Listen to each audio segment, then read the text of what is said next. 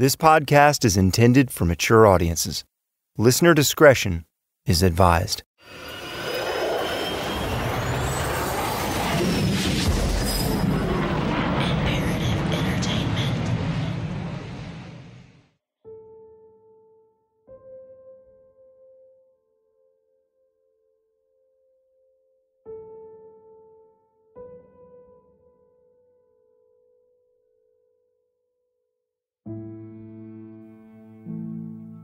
I was just a guy. There was no, you know how I hate notoriety. You know how I hate this persona that people said, believe, and think and made up about heroics and stuff. I was just a guy doing a job the best I could, simple as that.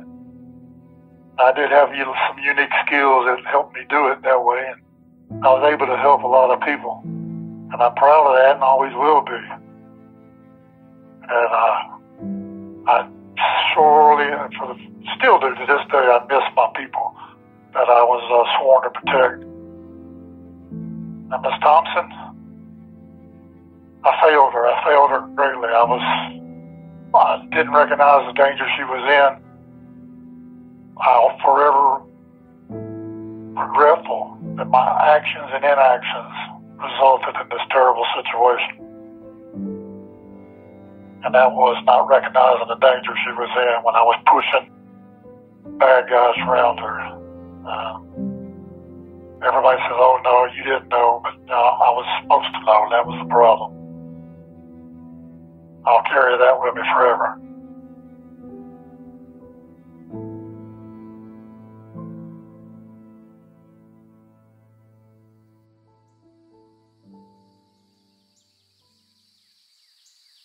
On a warm April morning, Henry and I made the drive 4 hours south of Atlanta to Long Unit State Prison in Ludowici, Georgia, where Michael Chappell is currently serving out his life sentence. And the first thing I notice is that this place it's small, just kind of sits off in a field. There's really nothing around but fields, and then beyond that, pine trees. I've never seen this much razor wire. Probably at a prison this small. I mean, it's a fence probably 12 feet tall, and there's just rounds of razor wire from bottom to top. It's pretty wild, actually, and there are guard lookouts. So Henry and I are going to walk in here, and I'm about to meet Michael Chappell face to face. We stood in the parking lot outside of the relatively small gray and white 2-story compound. Henry seemed to have the same initial impression that I did. I mean, I was surprised at the size of the place, but, it looks pretty darn secure. It's a prison. It's not as big as I thought it would be, but it's a prison. On a human level, you hate to see anybody in a place like this. This is the first time Henry will see Chappell in person since meeting him as a young man. This is the first time that you... This is the first time. ...have seen Chappell in how long? Since probably 92. Okay. Wow. So, this is really... It's kind of a big moment for me to get to shake his hand and meet him. Unfortunately, my media request to interview Mike Chappell had been denied, so I was unable to record our conversation. But Henry and I were allowed to sit with Chappell for 2 hours. We were escorted by an officer through several security gates that opened and closed one at a time.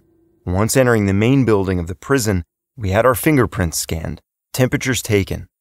We checked in our phones and car keys and passed through a metal detector. We were then escorted through yet another metal door into the visitation room, where we sat on small plastic chairs next to a knee-high plastic table and waited for Chappell to arrive. The room was full of other inmates who were visiting with their family members and friends, and the whispers echoed in the concrete room. While we waited, we counted 3 guards and at least 5 surveillance cameras monitoring our every movement and word. After several minutes, Chappell was escorted into the room. The very first thing I noticed was his size. Though not as muscular as he once was, he's still very tall. I look up to him when I stand to greet him. He's very friendly and as hospitable as he can be given the circumstances, almost like a gracious host would be, inviting you into his home. He makes sure we know there are vending machines that we can purchase snacks and drinks from. Overall, he seemed to be in good spirits, though the reality that we were in a prison became more evident when Chapel told us not to mind him continuously looking over his shoulder. He said it's just habit. He's always hyper-aware of his surroundings.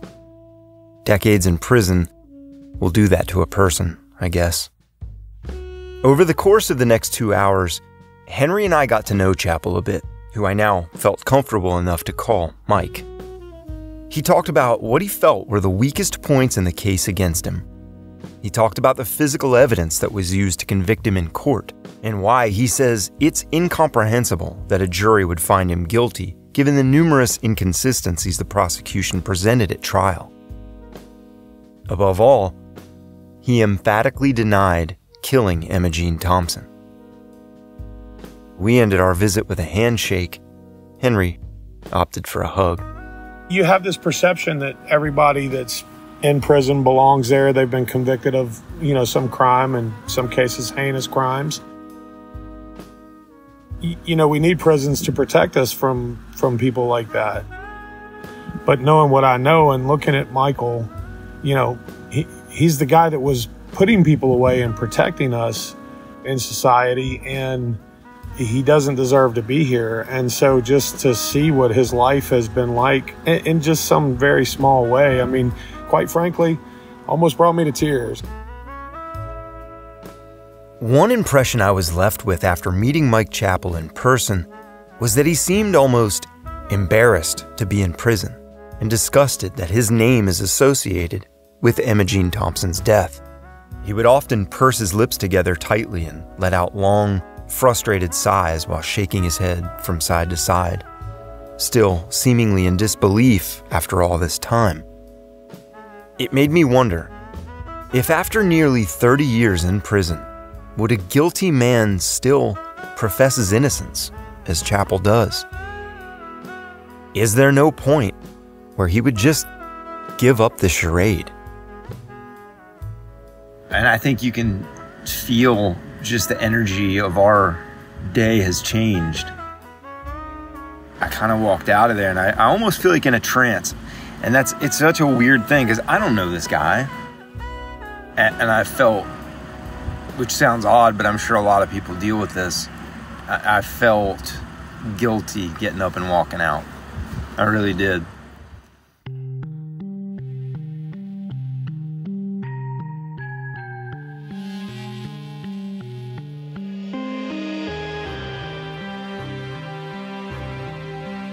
I'm Shaine Kipe. From Imperative Entertainment, this is In the Land of Lies.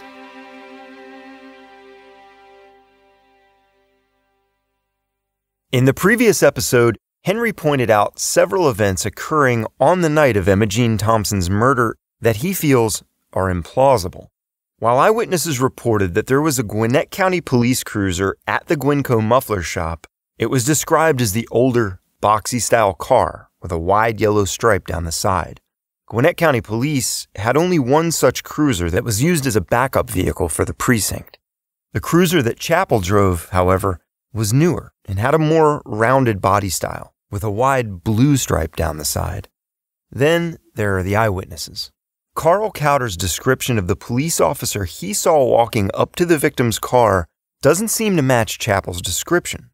And his account of that same officer speeding up and driving alongside of him for 45 seconds doesn't seem physically possible, given the short distance from the crime scene to where the officer was identified. But it was the eyewitness account of a man named Ron Flashner that caught Henry's attention most, that of an older sedan with smoke emanating from it heavily around 10 p.m. that night. Flashner described seeing the car parked trunk to trunk with Emogene Thompson's, and through the haze of smoke, Flashner could see the silhouettes of 3 to 4 people. That smoking vehicle matched the description of Michael Thompson's '78 Buick, which had a busted head gasket at the time. It was real loud. I could hear him coming. he would come down the road so fast he would almost get airborne, and I'm just like, he's going to wreck one day out here in front of my house. I mean, it's just that obvious. I mean, you could hear him coming. The car was so loud. It's like it was running with no exhaust on it. Yeah. And did it smoke a lot? It smoked. Terry Bagley is a retired fireman who lived in the same neighborhood as the Thompsons in 1993. Yes, they lived in an area below where I lived at. We lived off one street. They lived down off another couple of streets below where I lived. But they traveled up and down that road a lot. Terry and the Thompsons' homes were 1.7 miles from the muffler shop. Close enough that Terry could hear the gunshots that night. That night, I was getting ready to go to bed.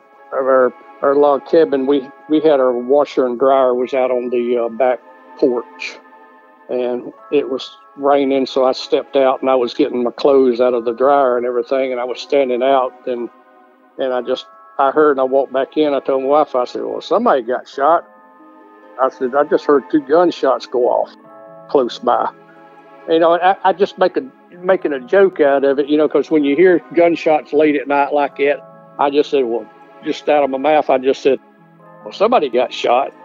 I heard this gunshot, you know, through that and didn't think anything about it. The next morning, you know, get up and go to work and then get dispatched out on the call. When Terry's firehouse responded to the call the next morning, they were unaware that they were being dispatched to the scene of a homicide. That didn't even dawn on me then when we ran the call, even what I heard the night prior to that. I mean, it didn't even put together, but then after a little while later, I'm like, I probably heard them gunshots.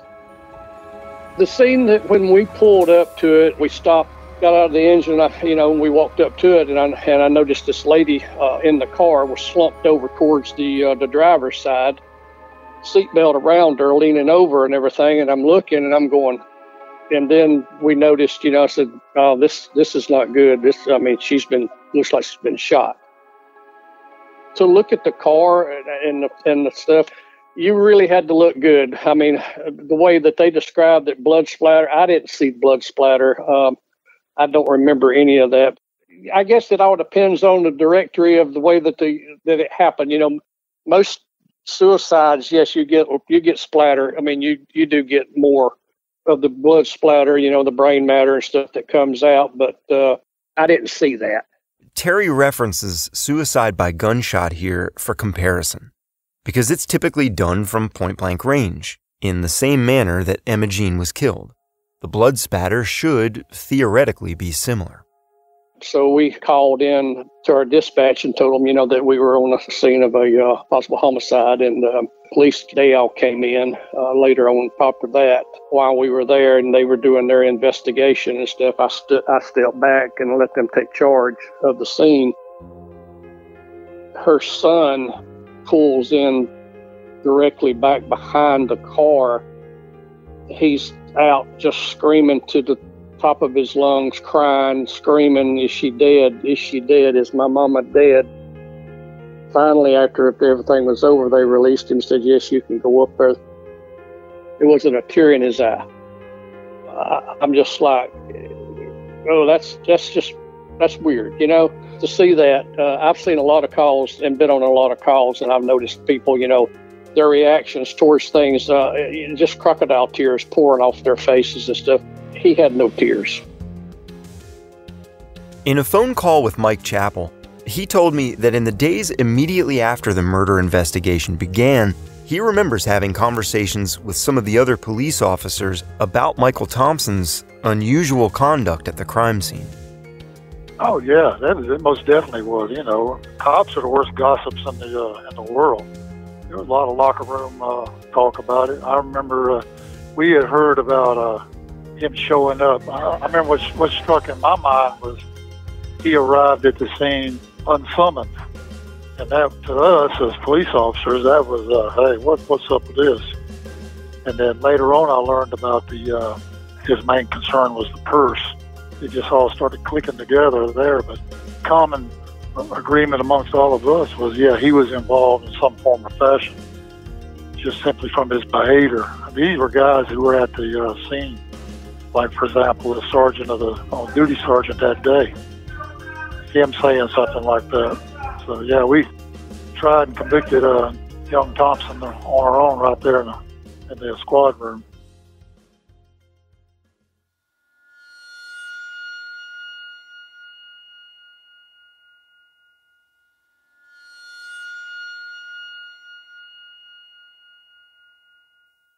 I can imagine if I had come upon that scene and found my mother's car there, I want to know what's occurred. If there's somebody in that car, is it my mother? I want to, and I want to know what happened. His main concern was the whereabouts of his mother's purse. And so there's a lot that, kind of set bells off in my head and made me start thinking, well, wait a minute, there's more to this story. And the more I dug into and learned about the son, the more questions I have. Michael Thompson was a suspect early on, and by the time of Chappell's arrest, investigators were convinced that he was responsible for stealing the initial $7,000 from his mother, as you can hear in this clip of Lieutenant John Laddie during Chappell's interrogation. Pretty obvious to everybody Michael's a dirtbag, faggot, too, okay? I mean, he's a low-rent dirtbag and faggot. And he was stealing from his mama because his two started work to make a living for himself.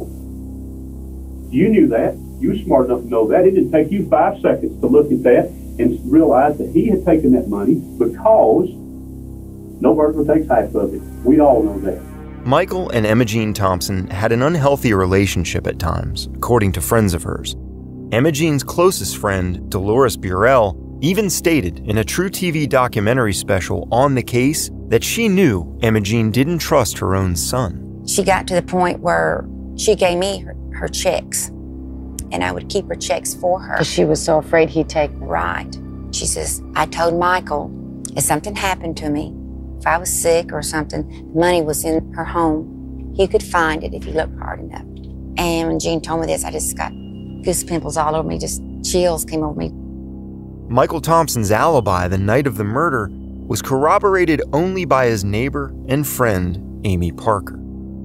Parker said in a statement to Gwinnett County Police that Michael Thompson was at her trailer that day up until somewhere between 8 and 8:30 p.m., then left to go to Subway to get something to eat. An hour later, he returned with a Subway cup full of ice and a few brownies. They watched a few minutes of The Simpsons, and he left again to go check on a job. At 10:30 p.m., he returned again, they watched more TV, and he left at 11 p.m. or shortly before to go home. But that story doesn't match the statement Michael Thompson himself gave. Of course, neither one of their stories lined up, and they both demonstrably lied to the police, but she was his alibi witness. Thompson stated that he and his mother had dinner at a Waffle House in nearby Buford at 8 p.m. They both ate steaks and left for home at 8:30. Shortly after, Thompson said he left to speak with another resident in the neighborhood about a job and was at that resident's home from 8:45 to 10 p.m. On his way home, he spoke with Amy Parker for a few minutes before going inside, watching a movie, and going to sleep around 11:30 p.m. But how could he be at Amy Parker's and having dinner with his mother at the Waffle House at the same time? Also, he told investigators they both had steaks for dinner that night. But according to the autopsy report Henry and I reviewed, Emogene Thompson had no meat in her stomach whatsoever, only vegetable matter. The resident in the neighborhood whose home Thompson allegedly spent an hour and 15 minutes at checking on a job was never questioned to verify this, at least not in any of the documents we were able to find. And there's this. Phone records also show a call around 11 p.m. from the Thompson home to a known drug dealer Michael associated with. Lastly, there was another small clue left at the crime scene. They found the lid and straw of a Subway drink cup behind the passenger seat. Michael Thompson had a Subway cup full of ice, according to a statement given by Amy Parker. and a property sheet shows that a lid and straw from Subway were found at the crime scene inside Emogene Thompson's car. Could Ron Flashner's eyewitness account of seeing a vehicle matching Michael Thompson's smoking Buick around 10 p.m. that night, parked trunk to trunk with Emogene Thompson's car, explain this? And if that smoking car that Mr. Flashner saw belonged to the victim's son, then what was he doing there at the approximate time of her death? And who were the other 2 or 3 people Flashner described seeing? Though extremely compelling, neither lead was significantly pursued by investigators. And why not?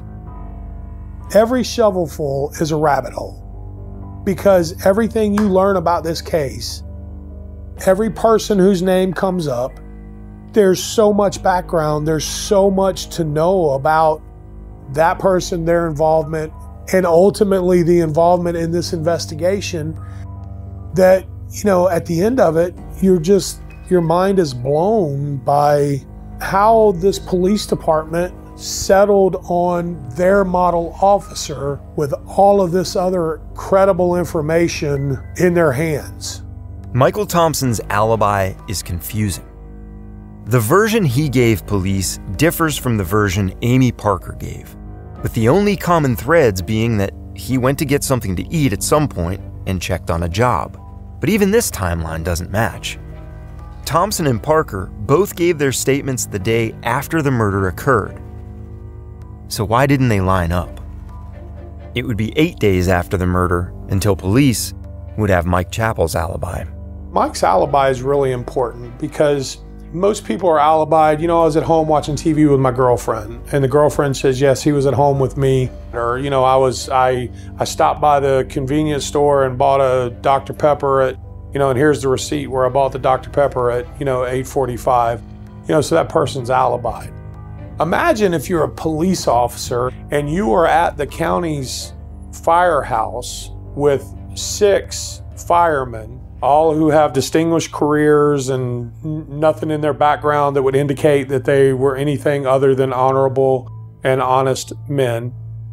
You're at the firehouse with your sergeant, your immediate supervisor, your watch partner.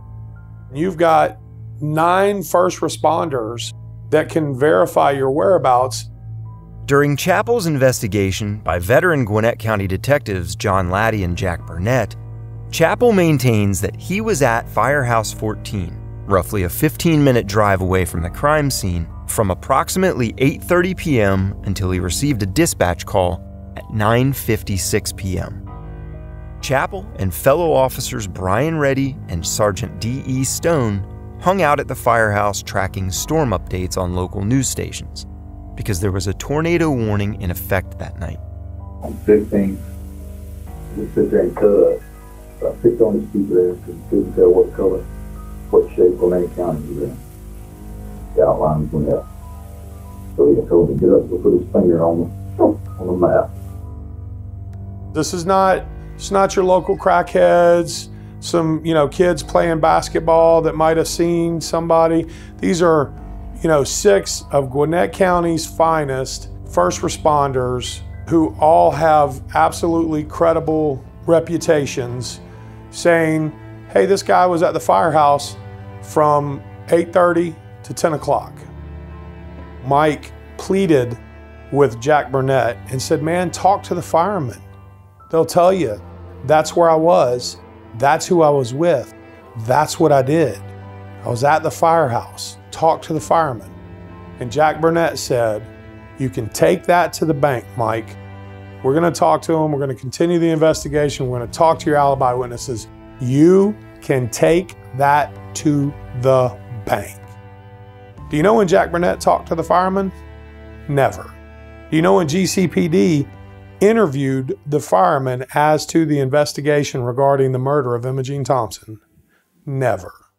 Laddie and Burnett not interviewing the 6 firemen or their captain to corroborate Chappell's alibi seems puzzling. Chappell was a highly regarded member of the force, now being accused of murder. So wouldn't they exhaust all opportunities to clear his name?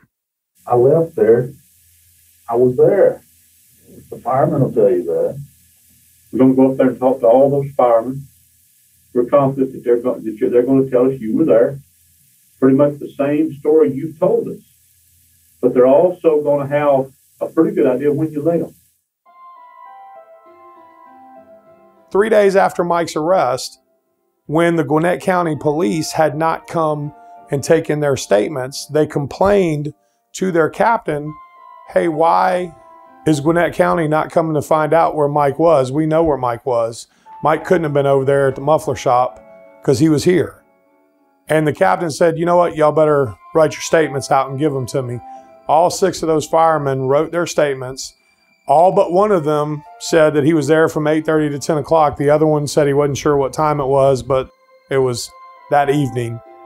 And they turned him into their fire captain. The men at Firehouse 14 were not the only witnesses to not be questioned or asked to give statements by Laddie and Burnett, as Terry Bagley, the first fireman to respond to the crime scene, tells me. I would have thought I would have been in that trial deep. You know, with me running the call. What did you see? You know, how did you approach the scene? Was there anything tampered at the scene when you got, I never got questioned. Never. It's just like it happened. It happened quickly, and it was over with.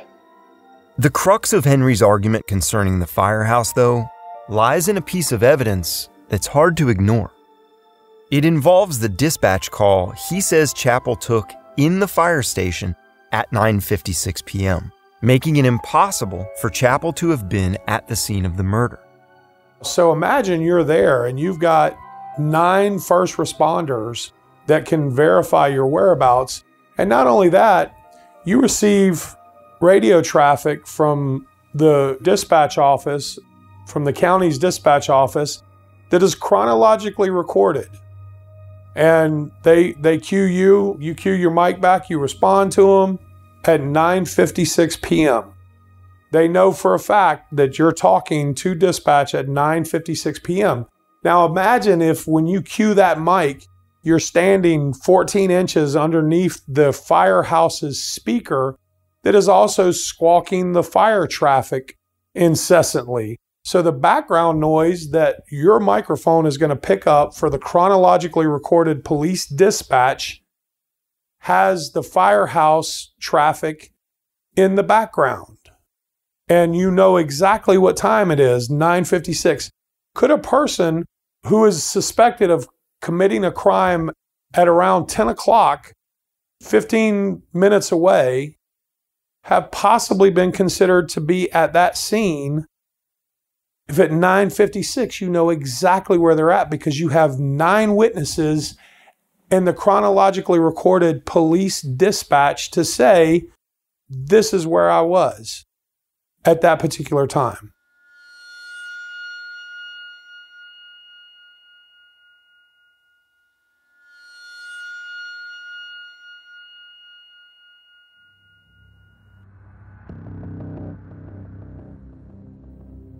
This is David Pierce, and I joined the fire department in 1981.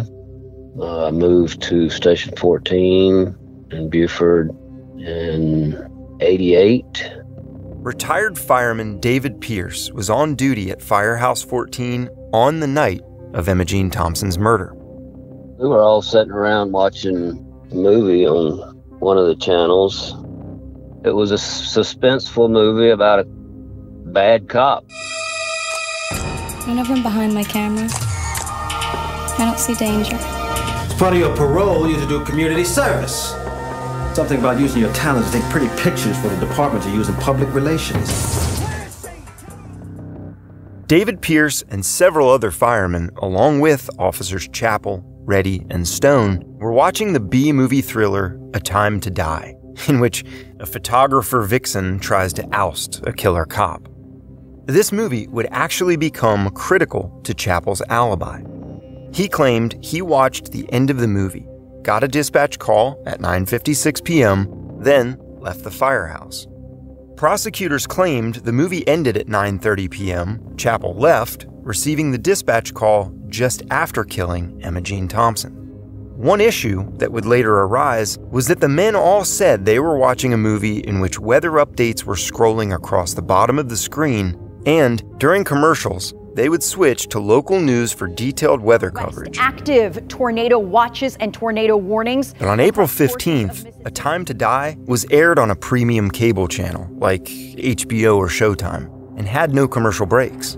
That week's TV guide was actually used in court to determine what they likely watched, as none of the men could really remember. After all, they didn't testify at trial until 2.5 years later. But David Pierce was there, and though the movie they watched might be in question, he certainly remembers what happened. And then as the movie ended, I remember Mike standing by the side door. His radio went off. He answered. I didn't hear, what it was. I remember him putting his raincoat on and walking out the door. The other two guys stayed there. David says he was sure it was just a minute or two before 10 p.m. that Chappell walked out of the firehouse. Well, writing the times down is what, got me subpoenaed, because I went to bed at 10 o'clock that night, and I never do. How long after he walked out the door would you say you went to bed? Immediately. That's why I remember it so well. When we had to document everything, time was very critical. It always has been, always was. That's why we call the radio room to get our times, when we were dispatched, when we arrived, when we went code 4, when every time was everything. I wouldn't have written that down if I didn't look at, we had a clock right there over the coffee pot, 10 o'clock, I walked by it and he had just left. David also tells me he felt pressured to go along with the narrative investigators were using to paint Chappell into a corner. Oh, yeah. I felt like I was getting interrogated myself because of what I wrote down. They were trying to say, well, if the movie ended, was there 15 minutes of credits? I have no idea. So what you're saying is you don't know if it went off at 10 till 10 and it had 10 minutes of credit. And I says, I can't say that.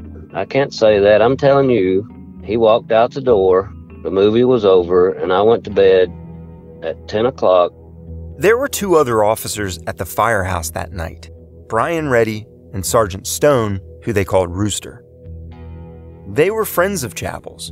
Surely, they would back up his claim that he was there when the murder occurred. Early in the interrogation, John Laddie basically called Mike a liar and said, you weren't at the firehouse. We've already talked to Brian Reddy. And why would your friend who would take a bullet for you say that you weren't there if you were there? Well, about halfway through the interrogation, after they had told Mike he was lying over and over again because Brian Reddy said that he didn't go to the firehouse, that it was only Brian Reddy and Sergeant Stone, John Laddie had gone out of the room and came back in and said, well, Mike, looks like you were right. Reddy was mistaken. He said you did go to the firehouse with him, but you left at 9:30. So they just shifted their whole timeline. And now instead of laying in wait from 8:45 to 9:30, he was only there from 9:30 to 10 o'clock. But they said, you still did it. Well, Mike, it appears that Reddy was mistaken. You were at the firehouse. However, you left the firehouse. So your statement about being at the firehouse is right. But you left. I bet I left. You left in plenty of time to go over there. And kill the woman. Exactly. What's funny is the reason Brian Reddy changed his story is because Sergeant Stone that night was also interviewed by Captain Davis. And he told Captain Davis, yeah, Mike left at around 10 o'clock. I left about 20 minutes after Mike to go and call my wife. So I went next door to the precinct 20 minutes later and called my wife. That call to his home occurred from the precinct at 10:17, 21 minutes after the dispatch call that Mike took, he says, standing inside the firehouse. Having watched the full videotaped interrogation myself, it does seem strange to me that after repeatedly telling Chappell that he was lying about the firehouse, Laddie steps out of the room to speak with Reddy. Moments later, he re-enters and, as Henry described, tells Chappell that Reddy admitted he was mistaken, now saying he was there, but he left at 9:30, which would have given Chappell ample time to commit the murder. It feels forced and convenient. The whole interview feels like Laddie and Burnett might be trying a little too hard to make this all fit together. I consulted with a linguistics expert and shared the interrogation audio with him. My name is Bill Weston. I'm 26 years in law enforcement, mostly a criminal investigator. During that time, I studied language and forensic linguistics.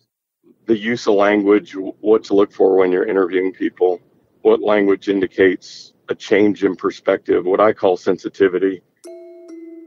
I've left law enforcement. I work in the private sector now.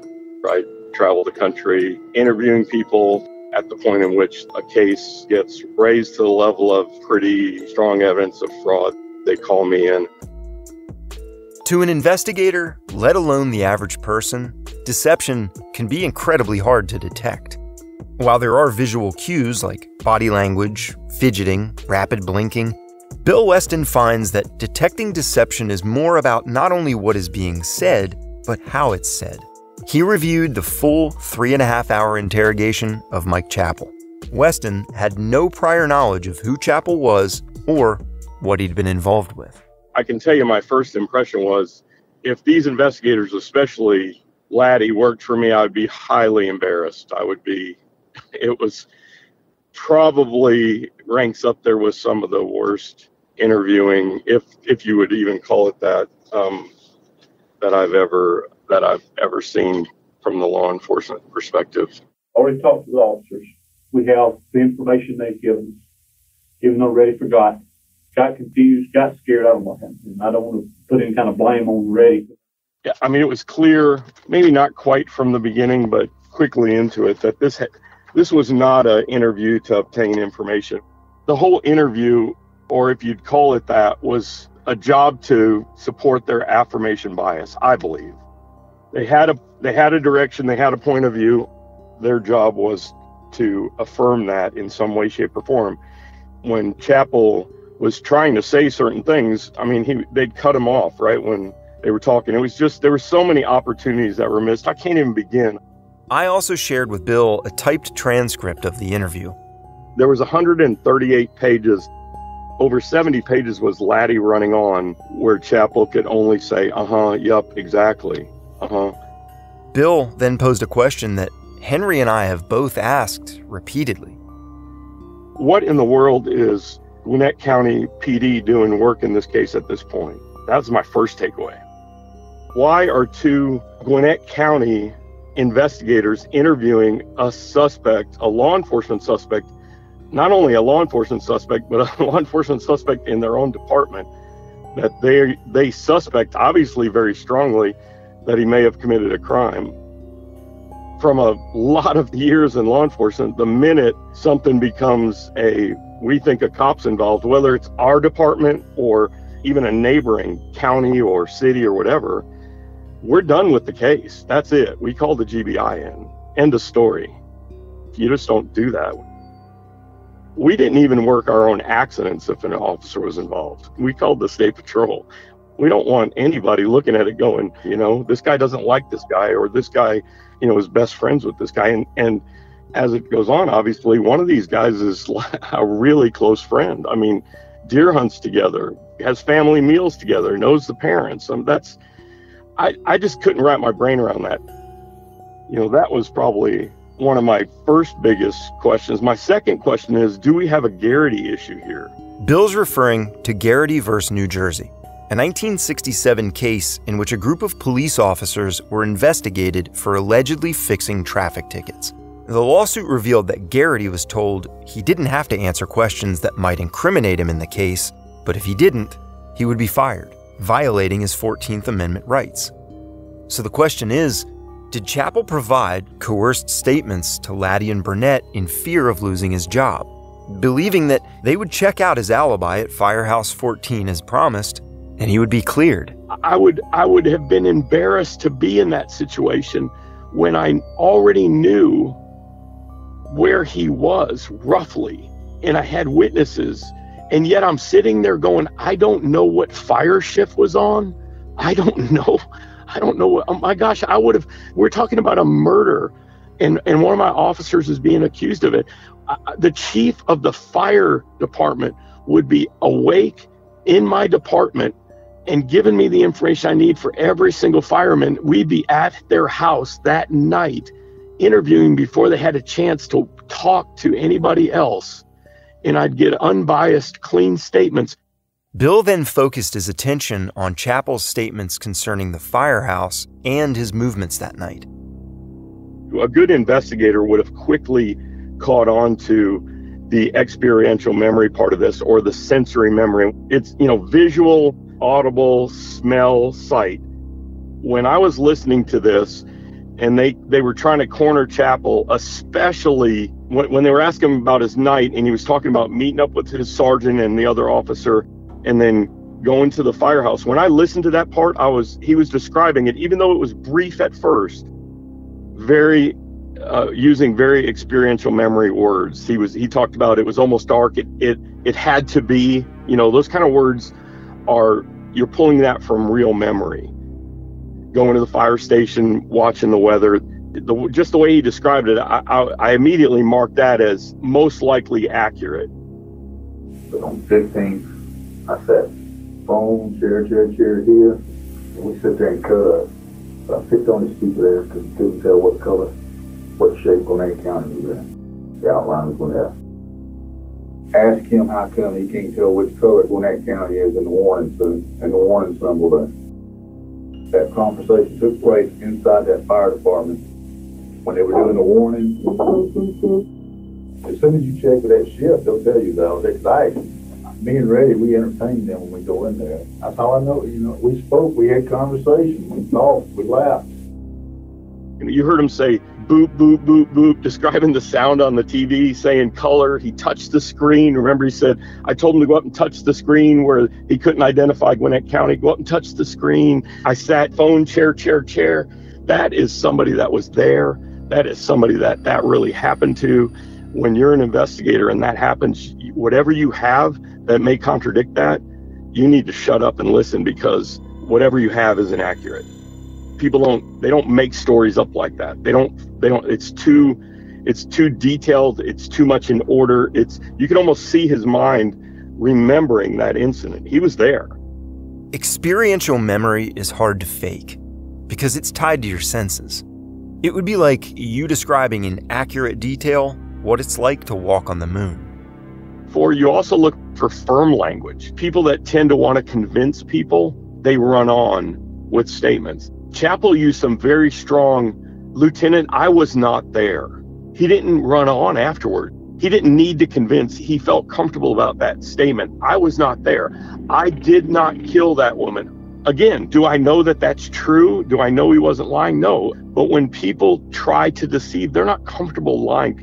Bill was concerned by one part of Chappell's story. After receiving the non-emergency dispatch call at 9:56 p.m., Chappell says he left the firehouse and stopped by Iron World to grab the day's cash and receipts. This could be the window of opportunity to commit the murder.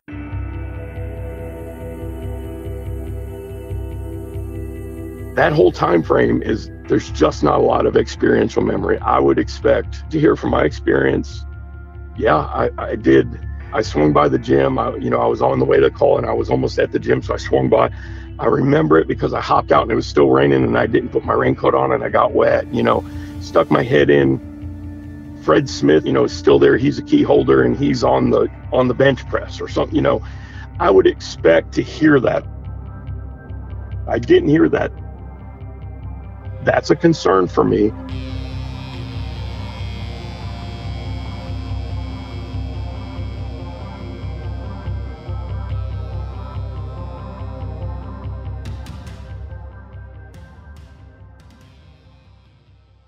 In the Land of Lies is a production of Imperative Entertainment. It was written and reported by me, Shaine Kipe, and I wrote and performed the original music score. Story editor is Jason Hoch, and executive producers are Jason Hoch and Gino Falsetto. Cover art and design by Jeana Sullivan, sound engineering by Shaine Freeman. Creative producer is Henry Ball, and you can find Henry's book, Michael Chappell, at storiedpress.store. For updates about this and all of my podcasts, follow me on social media at Shaine Kipe. If you like the show, tell your friends and leave a review. And as always, thanks for listening.